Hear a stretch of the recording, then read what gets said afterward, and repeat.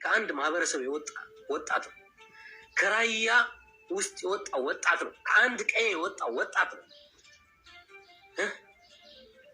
ባለፈው ስንት መቶ ምናምን ሰው በአንድ ጀንበር አልቆ የራያ እናት እንባዋ ሳይደርቅ እንደዚህ የደም እንባ እያለቀሰች አሁን ደግሞ ይሄን ሁሉ ወጣት እስከ መቼ ነው ግን? ቆይ እስከ መቼ ነው?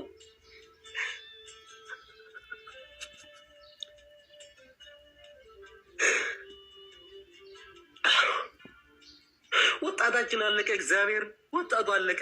ማርያም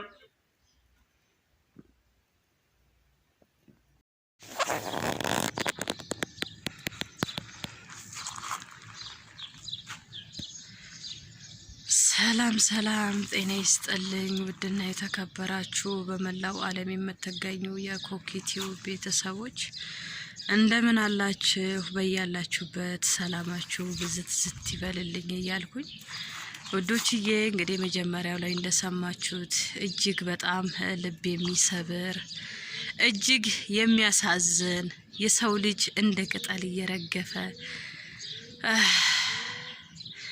እኔ እንጃ ምን ማለት እንዳለብኝ እግዚአብሔር በሚያውቀው። ወይ ወላድ ወይ ሀገርን አልባ እንደሆንን ወገኖቻችን እንግዲህ እንደ ቅጠል እየረገፉ ይገኛሉና እባካችሁን ይሄንን ድምጽ የምትሰሙ ቢያንስ የአንድ ሰው ህይወት ልታድኑ ትችላላችሁ። የአንድ ሰው ህይወት ማለት ቀላል አይደለም። እባካችሁን በያላችሁበት ሼር እያደረጋችሁ በተለይ ሊመጡ ያቀዱ ከኢትዮጵያ ወደዚህ ሀገር ሊመጡ ያሰቡ እና ደግሞ እንዲሁም ለይድረስ ለደላሎች ዘላለማችሁን እንዳስለቀሳችሁ እግዚአብሔር ይጠይቃችሁ። ይህ የደላሎች ውጤት ነው። ይህ የናንተ ውጤት ነው። በተለይ ደላሎች በስደት በባህር በግር የምታሻግሩ ወላድን እንዳስለቀሳችሁ እግዚአብሔር ይፈረዳችኋል። ሁላችሁ በመላው ዓለም የምትገኙ ይሄንን ድምጽ የምትሰሙ እንደው በእግዚአብሔር ይሁንባችሁ ሼር ሳታደርጉ በተለይ ከኢትዮጵያ እንዲህ ያለ ነገር ለሚያስቡ ለመምጣት ልባቸው የተነሳ እባካችሁ አድርሱላቸው። ቪዲዮንም ላኩላቸው ይዩት። በተለይ የብሬክስ ሀበሻዊ ቲክቶክ ፕሮፋይል ላይ ገብታችሁ ሊንኩን ተጭናችሁ ቴሌግራም ላይ ብታዩት ዊ ወላዲታ አምላክን እንዴት እንደሚያሳዝን እንዴት አንጀት እንደሚበላ ማምላክን ነው የምላችሁ። ከባህር ውስጥ ሲያወጣ እኔ መለጠፍ አልቻልኩም፣ ማስገባት አልቻልኩም። የሰው ልጅ እንደዚህ መቃብር እንኳን አጥቶ አይደለም ጭንቅላታቸው ቡርቡር ብሎ እየጎተቱ ሲያወጡ ከውሃ ዳር ማርያምን እጅግ ያሳዝናል። ለምን ደህና ሀገር ቢኖር ወጣቱ ሰርቶ መለወጥ ቢችል ሀገሩ ላይ እንደዚህ ያሳራት ባልሆነ።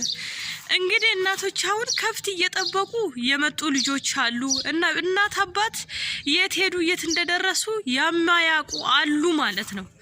ስለዚህ እናት ወይ ልጇን አልቀበረች እንዲሁ ያሳራት ሆኖ ውሃ ውስጥ ቀርቷል። 180 ሰው በአንድ ወር ውስጥ ወደ 300 ምናምን ሰው ነው የሞተው ውሃ ውስጥ ሰምጦ የቀረው። እግዚአብሔር ምስክሬ ነው። ኧረ አምላኬ ሆይ በቃ በለን። በተለይ ደግሞ እንደዚህ ለገንዘብ ብላችሁ የሰውን ህይወት የምትቀጥፉ ህገ ወጥ የምትሰሩ በተለይ በባህር የምታመላልሱ ወየውላችሁ። እኔ ማየት ነው ያቃተኝ ቴሌግራሙን። የምር ማርያምን ማየት አትችሉም። በቃ ያማችኋል፣ ልባችሁ በጣም ይደማል ማለት ነው። በጣም ይደማል። እስኪ ስቲል አይደለም እስኪ ታምሌል የሰራውት መግቢያችሁ ላይ ደግማችሁ ይዩት። በጣም ነው የሚያመው፣ ያማል።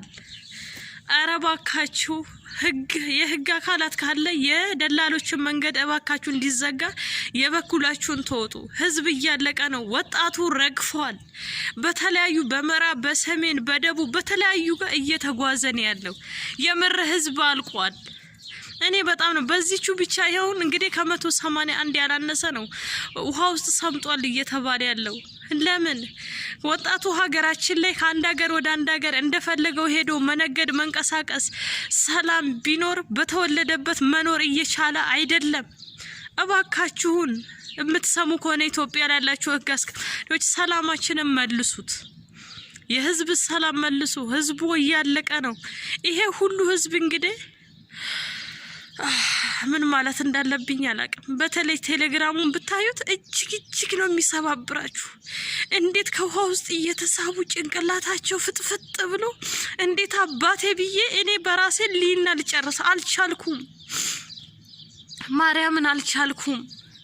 አረባካችሁ ገንዘብ ነገ ቀሪ ጠፊ ነው። እናቷ አሁን እንግዲህ የነኚህ ቤተሰብ ጥቂቶቹ ነው እንጂ የሚያውቁት ከፍት ከሚጠብቁበት ከያሉበት ብድግ ብለው ብን ብለው የመጡት ማለት ነው። እናት እንግዲህ ይሄ ልጅ ይኑር ወይ ሞታ ይወጣላት ዘላለም የእግር እሳት እየሆነ እየተቃጠለ ትኖራለች። ለምን የምር ለምን? አረባካችሁ የምር በጣም ነው የሚያሳዝነው። በቃ እኔ እንጃ። ይሄ ሁሉ ግን ኢትዮጵያዊ ነው። ህዝቡ አለቀ። ማርያምን እዛ በጦርነቱ በተለያየ ከሩቅ ሳይመጣ እዛው የተወለደበት መኖር አይችል። በተለያዩ በአራቱም አቅጣጫ ነው ይህ እየሆነ ያለው። ግን ለምን እንዲህ አሁን ደግሞ መቶ ጭራሽ በስደት ህዝቡን ትሰራለክ ና እያለ እያፈገ ካቀም በላይ ጀልባ ላይ እየጫነ ህዝቡ እየተረገፈ ይገኛል። አረ ጌታ ሆይ ድረስ እና ብትችሉ ሊመጡ ያቀዱ በተለይ እንዲህ ያለ ነገር መምጣት የሚችሉ እንዳለ ሼር አድርጉላቸው ይዩት። የቴሌግራም ሊንክ ይቀመጥላችኋል። በጣም ነው የሚያሳዝነው። ማየት አትችሉም። ልባችሁ ቁስል ነው የሚለው። የምር እናት በጣም ነው ያለቀሰችው። ይሄ ሁሉ ሰው እንግዲህ የማይሁን እንኳን አይታወቅም። እጆቹ ምኖቹ ክትፍትፍ ብለዋል። በቃ እግዚአብሔር ነው የሚላችሁ። ልክ ወደ ሳውዲ ድንበር ከየመን ወደ ጄዛን ይቀርባልና እዛ መሀል ላይ ነው እንደዛ የሆኑት ማለት ነው፣ እንዳለ የተራገፉት። ስለዚህ እባካችሁን በምትችሉት መጠን ሼር እያደረጋችሁ እንዳይመጡ ወንድሞቻችሁ እህቶቻችሁን አድርሱላቸው፣ ጠብቋቸው። እግዚአብሔር ከዚያ እንዲህ ያለ መከራ ስቃይ በቃ ብሎ እረፍት ይስጠን። መድኃኔዓለም እናትም በዋ የሚጠረግበት ያርግልን። እግዚአብሔር ከማይሆን ክፉ መከራ ይጠብቀን ነው ምለው። እኔ ምንም ልል አልችልም። ውዶች ሼር እያደረጋችሁ የአንድ ሰው ህይወት ማትረፍ ቀልድ አይደለምና በያለበት ሼር አድርጉና አድርሱላቸው። ይሄንን ቪዲዮ ይዩት።